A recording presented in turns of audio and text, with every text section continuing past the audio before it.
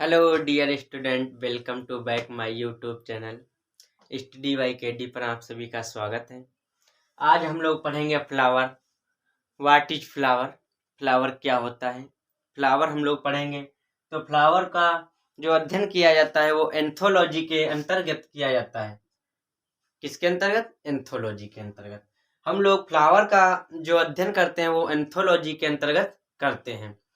तो हम लोग और पौधों जो फ्लावर होता है उसका कार्य क्या होता है? पौधों का जनन अंग है। जो फ्लावर है, फूल है, जिसे हम लोग फूल कहते हैं, वो पौधों का जनन अंग है। पौधों में जनन पुष्पों के द्वारा होता है। पौधों में जनन पुष्पों के द्वारा होता है। और दूसरा मुख्य कार्य है फल निर्माण। पौधों में जो फल का निर्माण होता है, फल बनता है, वो किससे बनता है? फूलों के द्वारा। फूलों के द्वारा फल बनता है। और फूल चार भाग होते हैं। फूलों के चार भाग होते हैं।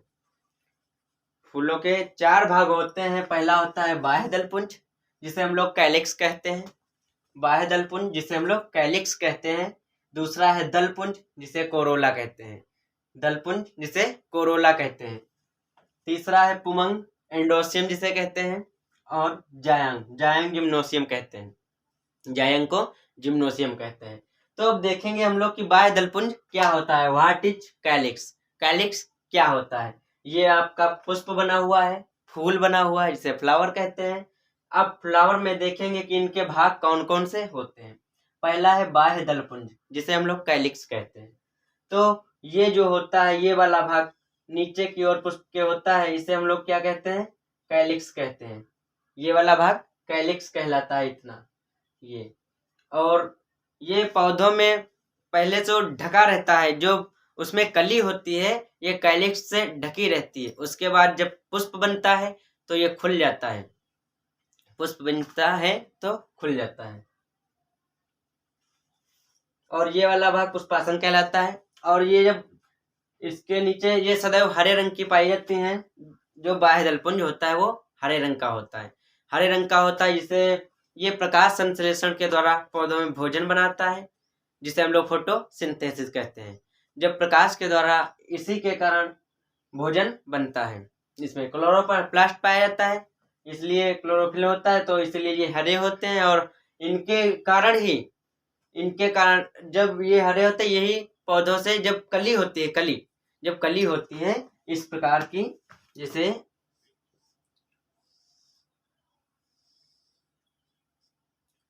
इस प्रकार जब कली बंद होता है पुष्प में, तो इसके ऊपर यही जो होते हैं, ये क्या होते हैं? बाह्य दलपुंज लगे हुए होते हैं। बाह्य दलपुंज लगे हुए होते हैं। इन्हीं दलपुंजों के द्वारा पौधों में भोजन बनता है। और उसके बाद में जिसे हम लोग फोटोसिंथेसिस कहते हैं। फोटोसिंथेसिस प्रकाश संश्लेषण कहते हैं। प्रकाश संश्लेषण कहते हैं।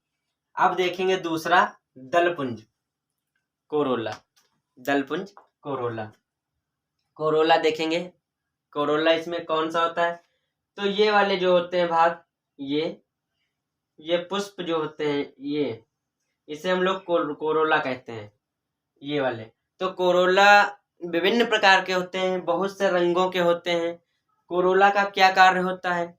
ये अनेक प्रकार के रंगों के होते हैं, कलर इनका अलग अलग होता है। विभिन्न फूल अलग प्रकार के होते हैं, उनका कलर अलग होता है। ये भंवरों को आकर्षित करते हैं। और सुगंध इन्हीं से आती है, कोरोला से। जिसे कोरोला से सुगंध। और इन्हें हम लोग दलपुंज कहते हैं। क्या कहते हैं? दलपुंज। ये दलपुंज विभिन्न प्रकार के होते हैं, इनमें विभिन्न कलर होते हैं।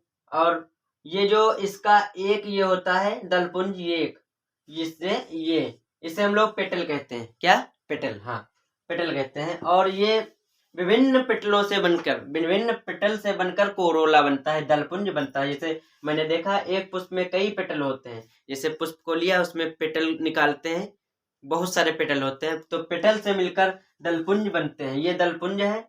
और ये विभिन्न प्रकार के होते हैं। और जो दिन में खिलने वाले पौधे होते हैं, उनमें विभिन्न प्रकार के कलर होते हैं, विभिन्न रंगीन होते हैं फूल। वो रंगीन क्यों होते हैं? उनसे बहुत ही अत्यधिक मात्रा में सुगंध इन्हीं दलपुंजों से आती है। और जो रात में खिलने वाले पौधे होते हैं, कौन से? जैसे रात का रानी हो गया, वो सभी सफेद कलर के होते हैं। रात में खिलने वाले पौधे सफेद रंग के होते हैं और दिन में विभिन्न प्रकार के कलर्स होते हैं, उनमें विभिन्न प्रकार के रंग होते हैं। और ये जो होते हैं ये कलरफुल होते हैं और भंवरों को आकर्षित करते हैं, कीड़ों मकोड़ों को अपने इधर आकर्षित करते हैं। कौन? दलपुंज।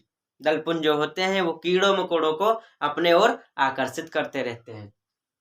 उसके बाद यहाँ पे जो था ये बाह्य दलपुंज। बाह्य दलपुंज मैंने बताया ना कि जब ये बंद होती है, कली होती है, तो ये आपस में बंद रहते हैं ऐसे, इस प्रकार से। उसके बाद जब ये खुलते हैं तो दलपुंज नीचे की ओर आते रहते हैं। बाह्य दलपुंज जो है वो नीचे की ओर आते रहते हैं और ये पुष्पासन को ढक लेते हैं। इस प्रकार पुष्पासन को ढक लेते हैं, जिस प्रकार। उसके बाद में हम लोग देखते हैं तीसरा नंबर है पुमंग, एंडोसियम। पुमंग क्या है? तो पुमंग मतलब जिस प्रकार पुरुष होता है उसी प्रकार पुमंग, जो नर होता है इसमें। तो इसमें क्या होता है, ये जो आते हैं ये, इसे हम लोग पुमंग कहते हैं। ये जो निकले हैं इस प्रकार इन्हें हम लोग पुमंग कहते हैं।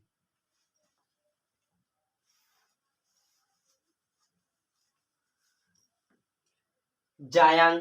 जायांग क्या होता है? तो जायांग ये वाला जो भाग है, ये ऐसे आया है। जायांग स्त्री में आता है, इसलिए जायांग ये जो भाग होता है इसे हम लोग जायांग कहते हैं। जो ये वाला भाग जायांग कहलाता है। जैसे जिम्नोसियम। जिम्नोसियम जो होता है वो क्या होता है? जायांग कहते हैं हम लोग। ये वाला जो भाग है वो जायांग कहलाता है। हाँ, तो हम लोग देखेंगे, हमने देखा था कि वहां पे 4 भाग थे फूल के। अब यहाँ भी जो मेल है और फीमेल है, तो मेल मैंने पुमंग जो पढ़ा था एंडोसियम, उसके भी यहाँ पर 3 भाग होते हैं। कितने? 3 भाग होते हैं। जो मेल होता है उसके भी यहाँ पे 3 भाग होते हैं। तो पहला होता है फिलामेंट। क्या होता है? फिलामेंट। और दूसरा, फिलामेंट को हम लोग पुंकेसर कहते हैं। क्या? पुंकेसर। और दूसरा है एंथर। एंथर को परागकोश कहते हैं। क्या कहते हैं? परागकोश। हाँ, एंथर जो होता है उसे हम लोग परागकोश कहते हैं। और तीसरा है पोलन ग्रेन। पोलन ग्रेन में परागकण। पोलन ग्रेन में से परागकण होते हैं। अब हम लोग इसमें देखेंगे, फिगर बना हुआ है, इसमें देखेंगे कौन कहाँ पे है।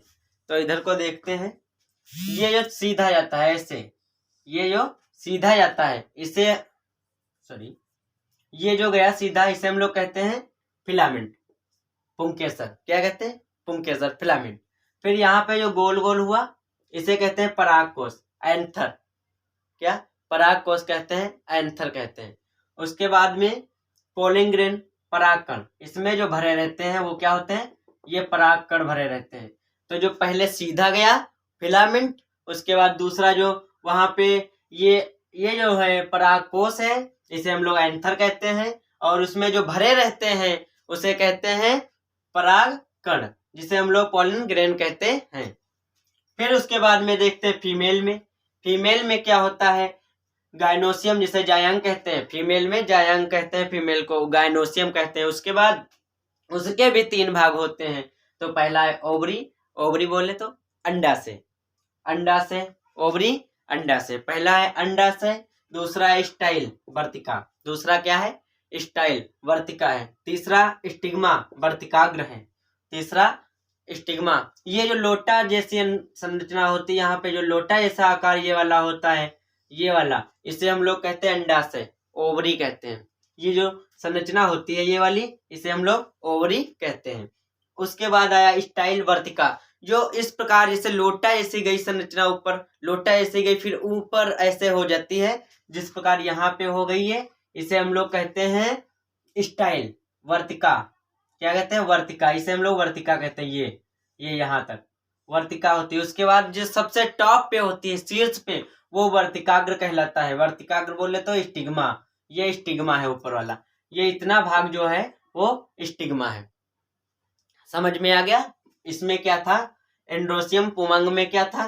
पहला जो फिलामेंट होता है, क्या? पुंकेसर। ये वाले हैं, ये वाले भाग जो है ये क्या है? पुंकेसर है। ये सभी पुंकेसर है। उसके बाद में एंथर, परागकोश। ये जो है ये क्या है? सभी ये सब परागकोश है। सभी ये सभी परागकोश है। उसके बाद में इसमें जो ये भरे रहते हैं इन्हें हम लोग कहते हैं परागकण। क्या कहते हैं? परागकण। तो इन्हें हम लोग परागकण कहते हैं। तो परागकण जिसे हम लोग पोलन ग्रेन कहते हैं, परागकण इसमें भरे रहते हैं। उसी प्रकार इसमें जो मादा होता है, मादा में क्या होता है? सबसे पहले ओवरी होती है जो लोटा के आकार की होती है। ओवरी ऐसे लोटा के आकार की होती है, फिर ऊपर जाके हल्का सीधा होता है जिसे हम लोग स्टाइल कहते हैं, वर्तिका, वर्तिका कहते हैं। उसके बाद में सबसे टॉप पे जब वर्तिका जाके वर्तिकाग्र का निर्माण कर लेती है, ऊपर सबसे टॉप पे क्या होता है? वर्तिकाग्र कहता है। अब इसमें वर्तिकाग्र कहलाते हैं। अब इसमें देखेंगे ये जो इसमें परागकण भरे रहते हैं, ये जो परागकण भरे रहते हैं, उसके बाद में ये परागकण इस वर्तिकाग्र पर पहुंचने में क्या, ये इन परागकणों का वर्तिकाग्र तक पहुंचना, यहां तक पहुंचना परागण कहलाता है। क्या कहलाता है? परागण कहलाता है। इन परागकणों का वर्तिकाग्र तक पहुंचना परागण कहलाता है। उसके बाद में ये जब इसमें आ जाते हैं वर्तिका में, वर्तिकाग्र में, वर्तिकाग्र पर ये जब परागकण आ जाते हैं, उसके बाद में इन परागकणों का वर्तिका द्वारा इस अंडाशय में, ओवरी में आना निषेचन कहलाता है। क्या कहलाता है? निषेचन। तो आप लोग समझ गए होंगे कि जब ये परागकण इस वर्तिकाग्र पर गिरते हैं तो वर्तिकाग्र से वर्तिका के द्वारा अंडाशय में उन परागकणों का जाना ही निषेचन कहलाता है। फिर देख लो, एंड्रोसियम पुमंग होता है, फिलामेंट पुंकेसर, एंथर परागकोश तथा पोलन परागकण होते हैं। फीमेल में गायनोसियम यानी जाइनांग, इसके भी 3 अंग होते हैं, ओवरी अंडाशय, स्टाइल वर्तिका, स्टिग्मा वर्तिकाग्र। स्टिग्मा वर्तिकाग्र होता है। और यहाँ पे देखना है अंडाशय, अंडाशय ये इतना होता है भाग, अंडाशय इतना भाग होता है, यहाँ से यहाँ तक का होता है वर्तिका, और उसके टॉप पे ये होता है वर्तिकाग्र। अब यहाँ ये होते हैं फिलामेंट, ये होते हैं फिलामेंट, ये होते हैं एंथर, इसमें भरे रहते हैं पोलन ग्रेन, इसे हम लोग कहते हैं पुंकेसर। ये परागकोश होते हैं, इसमें परागकण भरे रहते हैं। परागकणों का वर्तिकाग्र पर गिरना तथा परागकणों का वर्तिकाग्र पर गिरना परागण कहलाता है। उसके बाद वर्तिकाग्र से वर्तिका द्वारा अंडाशय में उन परागकणों का आना निषेचन कहलाता है। अब आप लोग समझ गए होंगे कि फूल आपका कंप्लीट हो गया। फूल क्या होता है, फूलों के प्रकार क्या होते हैं, उनके अंग, फूलों का क्या कार्य है, ये सब आप लोग समझ गए होंगे।